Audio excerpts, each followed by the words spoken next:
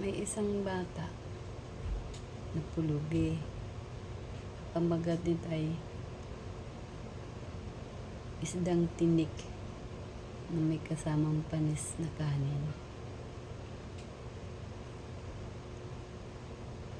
Ang batang pulubi naglalakad siya sa kalsada at nagugutom na siya. Gutom na, masakit na ang tiyan niya. Hindi na siya makadiretso sa paglakad kasi nagugutom na nga. Humingi siya sa isang babaeng mayaman. Sabi niya, ate, pahingi nga ng pagkain, nagugutom na ako. Sabi ng mayaman, ay wala kami pagkain. Sabi ng pulubi, kahit kunti lang po ate, nagugutom na po ako. Sabi naman ng mayaman, ang kulit-kulit mo ah. Hindi ka ba nga naman makaintindi ah. Sandali lang, hintay mo ko. Maghintay naman ang isang pulubi. Tapos yung mayaman na babae pumunta dun sa may alaga niyang aso. Tapos ang sabi ng mayaman na babae, ito, pagkain. Ang kulit mo eh. Kainin mo to. Galing siya sa kulungan ng aso nila. Yung palang yung pagkain na yun, yung inayawan na ng aso. May mga may kanin na panis na, tsaka tinik. Tapos yung ibinigay niya sa bata, ito, pagkain, kainin mo na yan. Sabi ng bata, salamat ate. Sabi ng mayaman, huwag ka na magpakita dito ha. Huwag ka na aligid dito sa bahay ko ha. Doon ka sa bundok tumira. Huwag ka dito. Sabi ng bata na pulubi, opo ate, alis na po ako, maraming salamat. Umalis ng bata. Papunta siya sa bundok. Sabi ng bata, kasi punta siya ng bundok, ang taas ng bundok na aakyatin niya. Kasi doon niya siya patitirihin ng mayaman na hindi na siya makita daw ng mayaman na paharada sa bahay nila. Tapos mga palagitnaan na siya ng bundok. Nagutom niya sa kinain na talaga niya yung binigay ng mayaman na babae. Ang kanin, panis na, ay ang pagkain niya ng aso, yun na sobrang hindi kinain. Kinain ng bata, tsaka kasama tinik na walang laman ng isda. Ang ginawa ng bata, kinain niya yung panis. Siyempre ang tinik ng isda hindi naman makain yan. Ang ginawa niya, dinala niya sa tuktok ng bundok. At ang ginawa niya doon sa tinik ng isda, ibinaon niya doon sa may lupa. Ang tinik ng isda, ibinaon niya doon sa malapit sa likuran ng may matutulugan niya. Pero hindi naman masyadong malakad, basta likuran, banda sa taas ng bundok. Ang ginawa ng bata binaon niya, tinakpan niya, tapos umalis siya doon. Bumalik siya doon sa tinutulugan niya ng mga puno ng kahoy. Doon siya natutulog. At pagkatapos pag nagugutom siya, kumukuha siya ng mga kung ano-ano ng pagkain doon, mga saging na, mga mga hilaw, kinakain niya. Basta lang siya basta lang malagyan ang kanyang tiyan ng pagkain, kung ano-anong kinakain niya. Mga ilang buwan, naisipan niyang puntahan niya yun. Ibinaon niya doon ng natinik. Kasi iyan parang kasama niya na sa buhay niya, na kasama pong umakyat ng bundok. Pinuntahan niya yung nakabaon. At nung pinuntahan niya, may puno pala doon na tumubo, na kumikinang ng kala mo puro ginto na, ang unga ginto. Sabi ng bata, ano to, bakit parang lahat ito ginto, lahat ito nilinis daw niya, nilinis niya ang paikot ng puno na yan. Tapos ano kaya, sabi ng bata, ano kaya ito, bakit manggogold yung mga makikintab yung dahon, bunga, basta lahat ng puno na yon kumikinang lahat. Tapos biglang nagsalita yung puno na, anak, maraming salamat na binuhay mo ako. Sabi ng bata, anong binuhay? Ano yun? Yung tinik na ibinaon mo, hindi mo ba alam, iyan ang buhay ko. Na inano ko ng mayaman doon. Na kinuha ko doon sa pinakain ng unang aso. Nakita nila ako doon sa tabi ng dagat. Kinuha niya at pinakain ako sa aso. Tapos maraming salamat na binuhay mo ako. Sabi niya, na kung ano man ang gustong kailangan mo, kung lahat na anong kailangan mo sa buhay mo,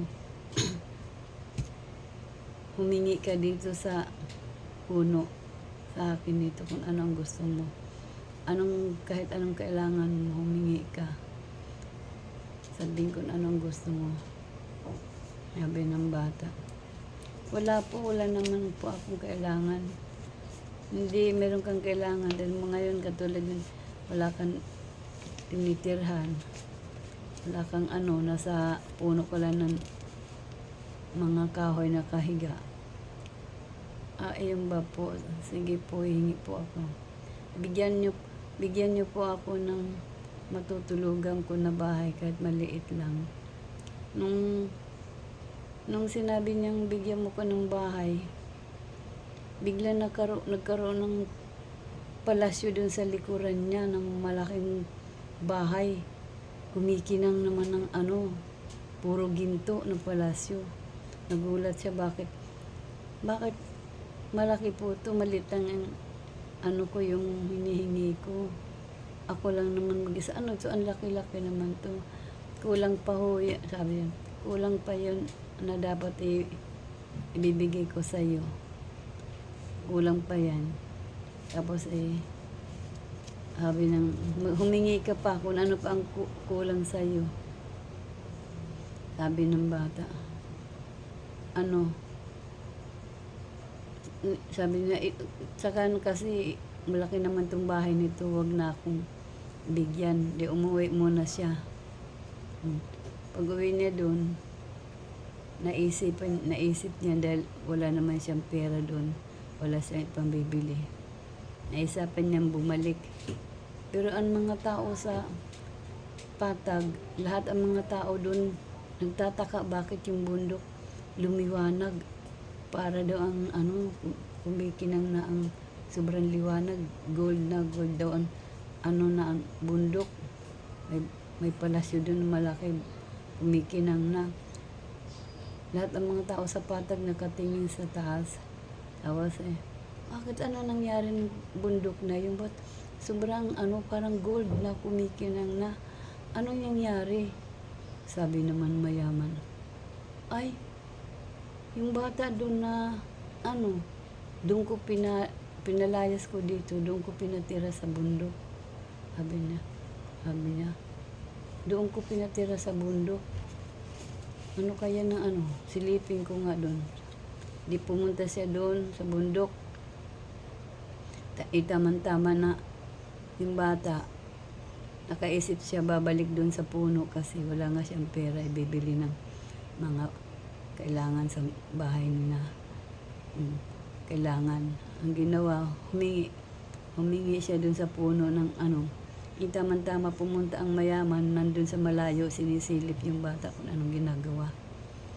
Sabi ng bata, bigyan niyo po ako ng pera na marami para mayroon akong pambili. Sabi ng gano'n ng puno, o sige, ibigyan kita. Nung paghingi-hiling niya na bigyan ako ng pera, bumagsak ang karami-rami ng pera na bumatag, parang bundok na dyan sa na bumagsak ng marami. Ang ginawa ng bata, hinakot niya dun sa bahay na yon ang pera. Tapos nakita ng mayaman na humingi ng pera yung bata, biglang bumagsak. Nung nawala yung bata, umuwi na dun sa bahay niya na bahay na ginto na palasyo. Umuwi na yung bata. Siya ang pumalit doon. Pumunta din siya sa puno. Sabi niya ganun, bigyan mo rin ako ng ginto na marami at saka pera. Sabi niya ganun doon. Nung sabi niya na bigyan mo ako ng ginto at saka maraming pera,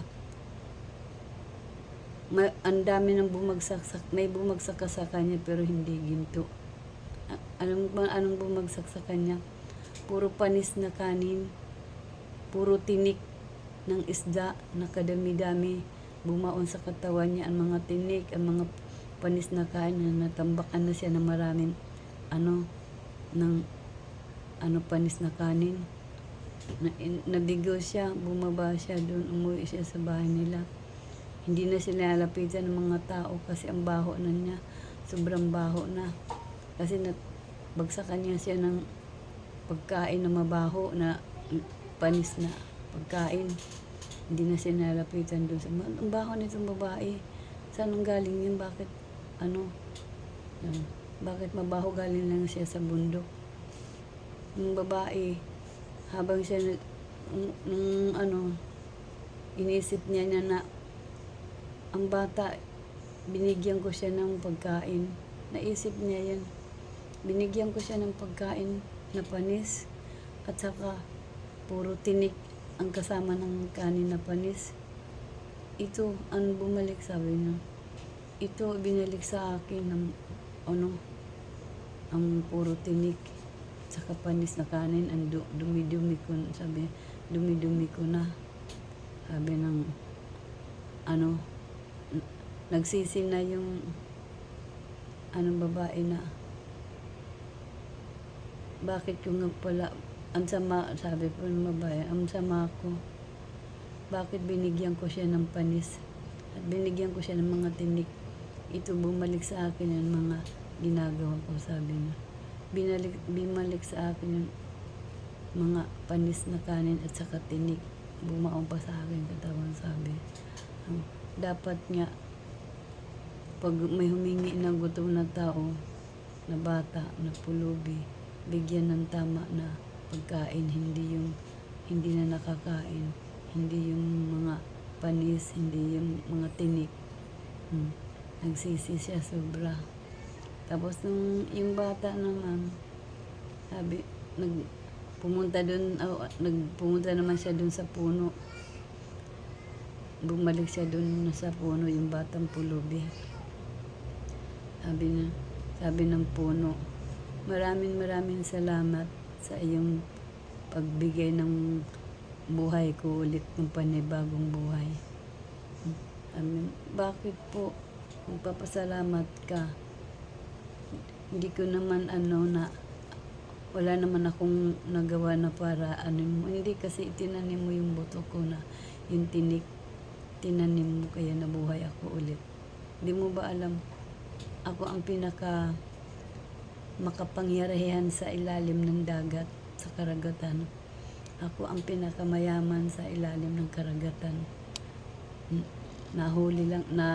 Kuha lang ko sa isang babaeng mayaman at pinakain ako sa aso. At ang tinik niya ito, na ibinaon mo ako sa binaon sa lupa at ito nabuhay uli ang aking ano katawan. Kaya maraming salamat sa iyong pagtanim, kaya bumalik ang buhay ko. Sabi ng ako ang pinakamayaman doon sa ilalim ng karagatan. Kaya gagantihan kita ng babayaran kita ng karami-rami at kulang pa yan, humiling ka pa sa akin ng marami. Kulang pa yan na hiniling mo sa akin. Sabi ng bata, okay na po ito. Hindi pwede kung humiling ka pa sa akin at kung mayroon kang mga umano siya ng sasakyan na kahit ang ganda ng sasakyan, kahit bundok naaabot ng ng sasakyan. Nakabili na yung sasakyan at nakakaakyat ng bundok ng sasakyan. Nagtataka yung bata.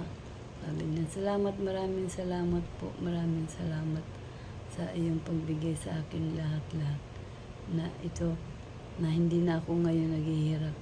Hindi na ako katulad noon na lagi nagugutom. Hindi ako katulad noon na wala akong bahay, wala akong makain. Maraming salamat. Sabi niya. Ito ang ating huling kwento tungkol sa isdang tinik.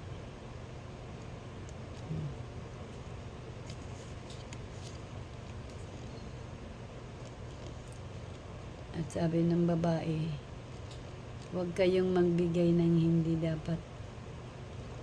Hindi dapat na kainin ng mga tao. Pati panis, nagsisi ng matanda. Thank you po mga viewers. Sana panoorin nyo pakinggan nyo ang aking kwento tungkol sa batang pulubi at sa mayamang babae na walang nagawa siya na maibigay sa mga taong nangangailangan na nagugutom, kundi binigyan pa niya ng hindi magandang pagkain. Thank you mga viewers. Sana panoorin nyo. Paki-like lang, share, and subscribe. At paki-suportahan lang po nyo ang aking video nang dumami ang aking mga viewers at makatulong ako din sa mga taong nangangailangan. At pangarap ko po ang magkaroon ako ng matulungan kahit ako may edad na. Ang pangarap ko, isa lang pangarap ko na makatulong ako ng tao na nangangailangan. Thank you. Salamat sa pagpanood.